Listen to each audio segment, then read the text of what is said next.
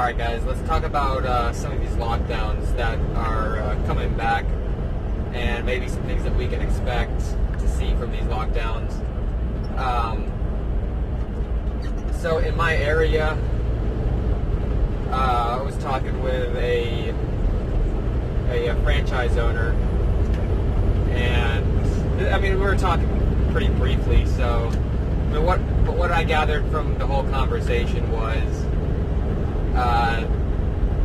the store next door, the nail salon, hair salon kind of place. They were forced to shut down again, and he said they're not coming back. They're closed down for good. There's going to be a lot of places that are closing down for good. A lot of places that are going to be laying people off. So there's going to be a lot of people out of work again. And a lot of business owners that are going to have to shut down for good. And that's not going to be good for the economy. It's not going to be good for anybody. It's not going to be good for business owners or employees. So if these people can't get the help that they need financially, then we're going to see mass evictions, people going homeless in a large quantity of numbers, people moving back in with family if they have that option. Not everyone does. So business is closing down and people losing their homes is going to be one of the big effects that we can see from this next lockdown that we're going into.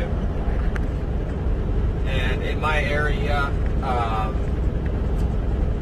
I don't know how true this is. I'd have to do some more research on it, but in my area, I heard that they are using refrigerated trailers to keep the bodies cool or cold. So they're using refrigerated trailers as extra storage for the bodies, apparently. Now I know this thing has a very, very, very, very high survival rate. So I don't know if there's something different going on with it, or if it's all propaganda.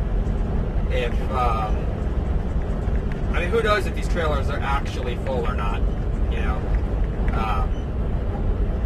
they didn't show if the trailers were full or not. I'm assuming for obvious reasons. I mean, nobody wants to see a bunch of dead people. But on the other hand, are they actually full? Like, what's actually going on inside of them, you know? Another thing that we might see with a second mass lockdown is we could possibly see, we could possibly lose freedom of travel. Oh, look at that. Nice Lamborghini. Anyways, we could possibly see possible loss of freedom of travel for a lot of people, non-essentials.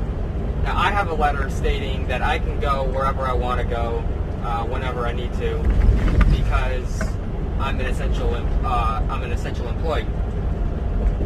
For obvious reasons.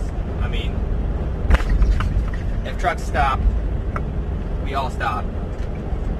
Just remember that. And let me touch on the trucker strike real quick. Guys, I really don't think there's going to be any kind of trucker strike, because, let's be real, owner-operators, if they're still making a truck payment, they need to make that truck payment. And they need to pay insurance. And they need to pay bills. And they need to have food on the table for their family and themselves. They're not going to stop moving because, you know, they need to keep, you know, getting a paycheck. They need to, you know, continue to pay that truck payment. They need to continue to put food on the table. Guys, and company drivers aren't going to shut down because, well, big companies out there have their own trucking schools. We're easily replaceable. Shut down, you're probably going to get fired. So guys, no real threat of a trucker strike. Now back to the lockdowns. Let me give you some ideas on what could happen on a hard lockdown. Is I think there's parts of Mexico were doing, I guess by your license plates, you could only go out during certain times, depending on your license plate. I'm not too sure on that. I do know, at least in like the big cities in Russia, like Moscow, St. Petersburg, Yekaterinburg, Chelyabinsk, places like those, they were doing lockdowns like you could only go out depending on, I think it was what neighborhood you lived in, things like this. You can only be outside for a certain amount of time. Now, I know we didn't go into a lockdown like that in the United States. However, it's a possibility, guys. Anything is a possibility at this point, I think. So, if you haven't stacked up on food and water right now, there's still a little bit of time, I think. You can still go out and get food and water. Maybe not ammo if you have 5.56 or 2.23 or 9mm. But if you got a good old SKS and Mosin Nagant like I do, then, well, ammunition is still in good stocks. But, guys, just be ready for any kind of ridiculous lockdown, because like I said, anything is possible at this point, and I know people are going to resist the lockdowns. And again, the virus has a very high survivability rate, so it is what it is. If you're going to resist the lockdown, you do it on your own terms. That's going to be it for this one. Y'all have a good one.